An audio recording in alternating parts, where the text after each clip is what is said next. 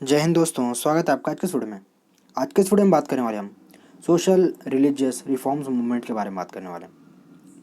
तो इस वीडियो को सबसे पहले कंटेक्स्ट के बारे में देख लेते हैं। तो पहला है रिनेसेंस, दूसरा है इम्पैक्ट ऑफ ब्रिटिश गवर्नमेंट, तीसरा है social condition ripe for reforms. ये सारी चीज़ें क्या हैं, इसका रिफॉर्म्स के ऊपर क्या इम्पैक्ट पड़ा, इन सारी चीज़ों के बारे में इस वीडियो में डिटेल में डिस्कस करने वाले हैं। तो इस वीडियो में अंत तक बने रहिएगा। तो चलिए इस वीडियो को कंटिन्यू करते हैं। सबसे पहले हम बात कर लेते हैं रिनेसेंस। बहुत ही भारी वर्ड है, ये क्या है इसके बारे में डिस्कस करते हैं। तो ये बेसिकली एक टाइम होता है जिस टाइम पे नई चीज़ें उभर कर आती हैं, जिस टाइम पे नया ग्रोथ होता है। फॉर एग्जांपल, जिस तरह से 1789 का रिवॉल्ट हुआ था, फ्रेंच रेवोल्यूशन हुआ था 1789 में, तो उसके बाद से क्या हुआ था कि जितने भी यूरोप में पढ़े लिखे शिक्षित वर्ग के जो लोग थे, उनके अंदर एक नई जागृति पैदा हुई और उन्होंने अपने हक के लिए लड़ना शुरू किया। तो इस चीज़ का जो इम्पैक्ट है कहीं ना कहीं भारतीयों के अंदर भी पड़ा। तो भारत में जो भी ऐसे लोग थे जो पढ़े लिखे थे या फिर सरकारी दफ्तर या फिर कार्यालय शिक्षक पत्रकार थे, तो उनके ऊपर इस सारी चीज़ों का बहुत ज़्यादा इम्पैक्ट पड़ा। तो यहाँ से रेनेसांस की शुरुआत हुई भारत में भी। इससे भारत बिल्कुल भी आज छूता नहीं रहा, क्योंकि यूरोप में इसका इम्पैक्ट पड़ा था।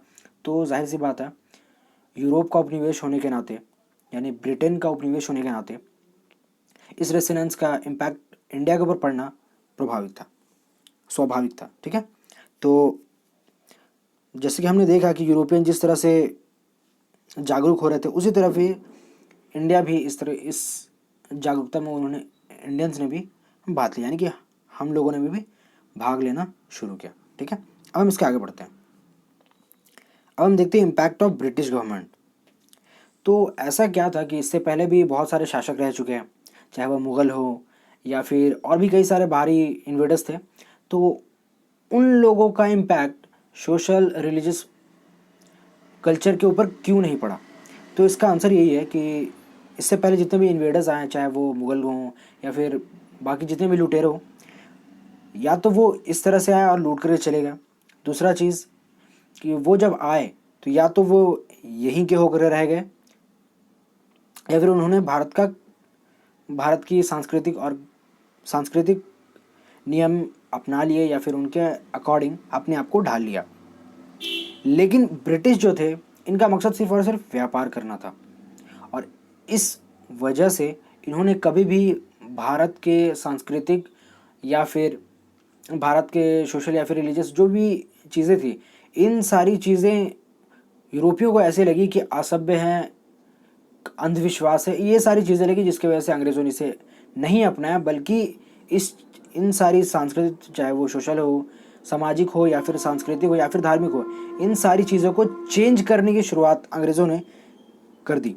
बस यही रीज़न था। चाहे उनके कई सारे एक्ट हो गए, उन सारे एक्ट को ले लें, उनके द्वारा जो भी नियम लाए जा रहे थे, तो वो तो या तो ईसाई मिशनरियों के द्वारा किया गया कार्य हो, जिससे वो जितने भी भारतीय थे मैक्सिमम भारतीयों को ईसाई में परिवर्तन करना चाहते थे। तो वो उनका पहला प्रेशर।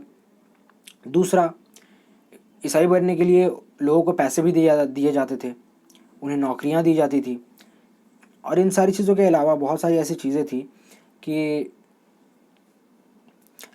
अंग्रेज़ों ने उनके सांस्कृतिक या फिर शिक्षा का प्रसार हो, इस तरह की बहुत सारी चीज़ों से रिलेटेड बहुत सारे एक्ट लाने शुरू कर दिए थे, जिसका इम्पैक्ट ये पड़ा कि जो भी भारत के पढ़े लिखे लोग थे, उनको ये लगने लगा कि अगर हमें आगे बढ़ना है तो उसके लिए हमें थोड़े बहुत जो कल्चर है वो हमें ब्रिटिशर्स के अपनाने होंगे, और कुछ भारत में ऐसी कुरीतियाँ हैं, चाहे वो धार्मिक हो या फिर सामाजिक हो, उन सारी चीज़ों को छोड़ कर कुछ नया अपनाया जाना चाहिए, तभी हम आगे बढ़ सकते हैं और अपने आप को सभ्य बना सकते हैं। ठीक है। हम इसके आगे बढ़ते हैं। तो जैसे कि हम देख सकते हैं कि आखिर कौन सी ऐसी वजह थी जिसकी वजह से भारतीयों को या फिर भारत में जो पढ़े लिखे लोग थे, उनके ऊपर ऐसा क्यों इम्पैक्ट पड़ा कि उन्हें भी ऐसा लगा कि हाँ, सोशल रिलीजियस या फिर इस तरह के जो आंदोलन है, मूवमेंट है, इन सबको आगे बढ़ाया जाना चाहिए, और भारत में चाहे वो सामाजिक हो या फिर धार्मिक हो, इस तरह से जो भी कुरीतियाँ हैं उन सबको धीरे धीरे ख़त्म करना चाहिए। ठीक है, जो बुरी हैं। ठीक है। तो इसी चीज़ के बारे में हम बात कर रहे हैं। तो उनमें जो सबसे पहला था वो है द वर्ण सिस्टम, जिसे हम वर्ण व्यवस्था कहते हैं। तो जैसा कि आप ये फोटो देख रहे हैं, सीढ़ी के सबसे ऊपर में ब्राह्मण है, जिनका काम वेद, उपनिषद, रामायण, महाभारत इस तरह की चीज़ों से होता था। और ब्राह्मण ही जितने भी वर्ग थे भारत में, जितने भी हिंदू वर्ग थे, उन सभी लोगों को क्या करना है, उनकी ज़िंदगी कैसी होगी, वो सारी चीज़ें ब्राह्मण ही उन्हें बताया करते थे। क्योंकि ब्राह्मणों का राइट था एजुकेशन के ऊपर, चाहे वो लिटरेचर हो, वेद हो, यज्ञ हो, इस तरह की जितनी भी चीज़ें थी वो सभी ब्राह्मणों के अंतर्गत आती थी। क्योंकि उन्हें ऐसा विशेषाधिकार मिला हुआ था कि जो ब्राह्मण होगा वही इस तरह की चीज़ें कर सकता है। क्षत्रिय, जिनका काम सिर्फ और सिर्फ सोल्जर का था, दूसरे देश के अगर आक्रमणकारी अपने देश में आक्रमण करते हैं तो उससे लड़ने का काम ये सोल्जर्स का होता था। ये सारी, और तीसरे तीसरे पायदान पे जो हम देख सकते हैं वैश्य, जो बेसिकली ट्रेडर्स होते थे या फिर बड़े बड़े किसान होते थे, व्यापारी होते थे, चाहे वो दस्तकार हों, शिल्पकार हों, इस तरह के ट्रेडर्स होते थे जिनका काम व्यापार करना होता था इस देश से उस देश या फिर इस राज्य से उस राज्य में। सबसे नीचे आते थे शूद्र। शूद्र बेसिकली कैजुअल लेबरर होते थे, यानी कि किसान बोल सकते, मजदूर बोल सकते। और इनकी हालत बिल्कुल इस तरह से थी जैसे आज के टाइम पे, क्या बोलूं, छोटा हटाओ, रहने दो यार। आज के टाइम के फार्मर्स की भी कंडीशन वैसी ही है, कुछ खास इम्प्रूवमेंट हुआ नहीं है। तो उनकी हालत इसी तरह की थी। और उस टाइम पे प्रॉब्लम ज़्यादा इसलिए थे क्योंकि उस टाइम पे जो भी लोग शूद्र कैटेगरी में आते थे उन्हें बेसिकली छुआछूत या फिर अछूत माना जाता था। उन्हें मंदिर के अंदर प्रवेश करना मना था कि आप मंदिर के अंदर नहीं आ सकते। दूसरी चीज़, उन्हें गांव से दूर रखा जाता था। और जब वो किसी गांव में आ रहे होते थे तो या फिर ढोल बड़ा बजा करके और या फिर किसी प्रकार का संकेत दिया जाता था ताकि जितने भी गांव के लोग हैं वो सभी अंदर चले जाएं और उनके संपर्क में ना आए। तो इस तरह से इनका डिस्क्रिमिनेशन किया जा रहा था। तो ये जो सोशल कंडीशन था, इस तरह की जो सोशल कंडीशन थी, जिसके वजह से भारत के जितने भी पढ़े लिखे लोग थे उन लोगों में ये चीज़ जागरूक हुई कि हाँ, हमें भी भारत के कुछ सामाजिक तत्वों में चेंजेस करने की ज़रूरत है। ठीक है, अब इसके आगे बढ़ते हैं। अब हम देखते हैं फीमेल सिचुएशन के बारे में। फीमेल सिचुएशन के बारे में हम क्या ही बात करें। अब चाहे वो विधवाओं के बारे में हो, उस टाइम पे अगर किसी औरत का पति मर जाता है तो उस औरत को अपने पति के चिता के साथ जिंदा जला दिया जाता था, जिसे हम कहते हैं सती प्रथा।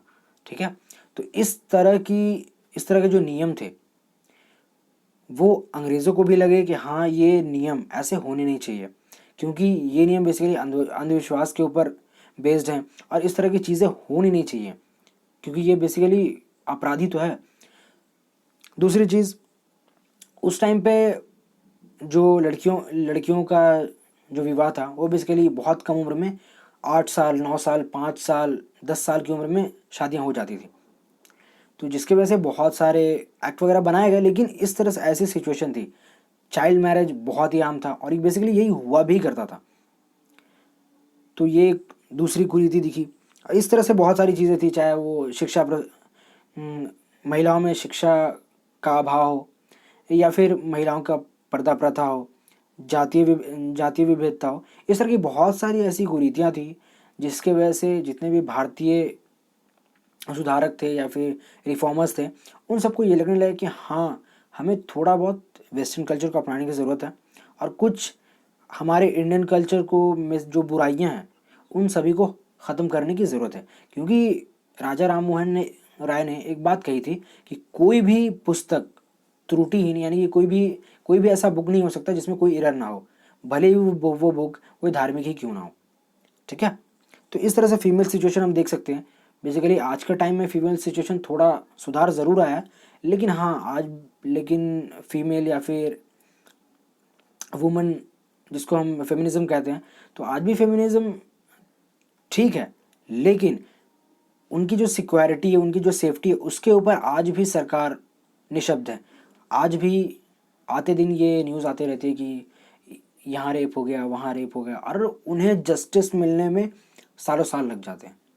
अब चाहे वो 8 साल हो, 10 साल हो, और उनके जो पेरेंट्स होते हैं बस कोर्ट के चक्कर ही काटते रह जाते हैं।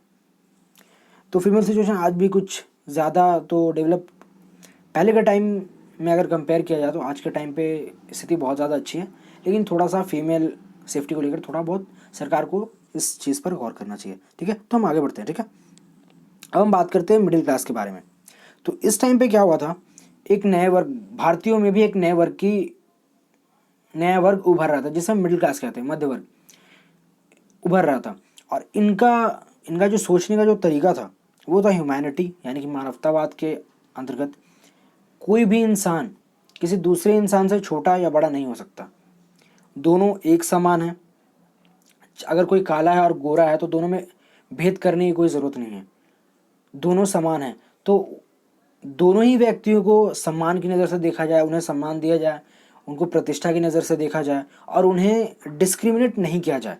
तो यही वो चीज़ें थी जो कि मिडिल क्लास लोगों के अंदर ये चीज़ें थी जिसके वजह से उन्होंने इस चीज़ को आगे बहुत ज़्यादा सपोर्ट किया। दूसरी चीज़ है टेक्नोलॉजी। तो उन्होंने टेक्नोलॉजी को आगे बढ़ाने की शुरुआत इसलिए की क्योंकि उन्हें पता था कि इंडिया में बहुत सारी ऐसी चीज़ें हैं जो कि अंधविश्वास पर आधारित है, और इंडिया में थोड़ा अंधविश्वास आज भी बहुत ज़्यादा ही बोल सकते हैं। ठीक है, तो बहुत ज़्यादा अंधविश्वास है जिसकी वजह से उन्होंने टेक्नोलॉजी को प्रेफर किया कि टेक्नोलॉजी एक ऐसी चीज़ है जो कि हमें आगे बढ़ने में हेल्प कर सकती है।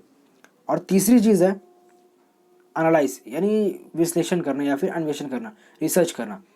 तो अगर कोई भी चीज़, उनका कहना था कि अगर कोई वेस्टर्न कल्चर है तो हम उसे बस आंख बंद करके ही नहीं अपना लेना चाहिए, हमें उसे रिसर्च करना चाहिए, उसके बारे में उसको उस चीज़ को एनालाइज करना चाहिए, वो चीज़ अच्छी भी है या नहीं, या फिर वो भी हमारी सामाजिक धार्मिक कुरीतियों में से एक है। तो इसी चीज़ को एनालिसिस करने के बाद उनके कल्चर को अपनाना चाहिए। तो उनके कल्चर से जो बुरी कुरीति आई वो बेसिकली वही शराब का सेवन करना। तो ये चीज़ें थी। अब इसके आगे हम बढ़ते हैं। तो बस आज का इस वीडियो बस इतना ही था। अगर ये वीडियो आपको अच्छा लगा हो तो प्लीज़ लाइक करें, कमेंट करें, दोस्तों के साथ शेयर करें। अगर आप इस चैनल पर नए हैं तो प्लीज़ चैनल को सब्सक्राइब जरूर करें। तब तक के लिए जय हिंद, वंदे मातरम, keep studying and believe in yourself, one day you will be success.